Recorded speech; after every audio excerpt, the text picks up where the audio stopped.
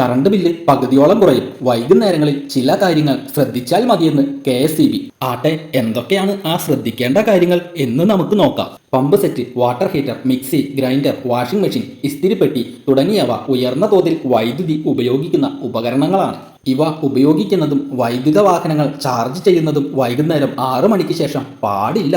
ഇക്കാര്യങ്ങൾ പകൽ സമയത്ത് ചെയ്താൽ വൈദ്യുതി ബില്ലിൽ 35% വരെ ലാഭം നേടാനാകും. പ്രതിമാസം 250 യൂണിറ്റിലധികം ഉപയോഗിക്കുന്നവർക്ക് വൈകിട്ട് 6 മണിക്ക് ശേഷമുള്ള പീക്ക് മണിക്കൂറിൽ 25% അധിക നിരക്ക് ബാധകമാണ്. എല്ലാം കൊള്ളാം, പക്ഷെ എന്റെ സംശയം ഇതൊന്നുമല്ല.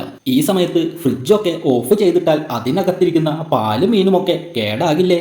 ഇനി മുതൽ പകൽ സമയത്ത് AC ഇട്ട് കിടന്നുറങ്ങുക, എന്നിട്ട് രാത്രി കാലങ്ങളിൽ പണിക്ക് പോവുക. എന്റെ അഭിപ്രായത്തിൽ ഇതിനേക്കാളെല്ലാം നല്ലത് ഈ കഴിവുകെട്ട KSEBയെ പിരിച്ചുവിട്ടിട്ട് ഇതെല്ലാം പ്രൈവറ്റൈസ് ആക്കുന്നതല്ലേ നല്ലത്. മറ്റ് സംസ്ഥാനങ്ങളിൽ അങ്ങനെയാണല്ലോ, അവിടെയെല്ലാം വൈദ്യുതി നിരക്ക് കുറവുമാണ്.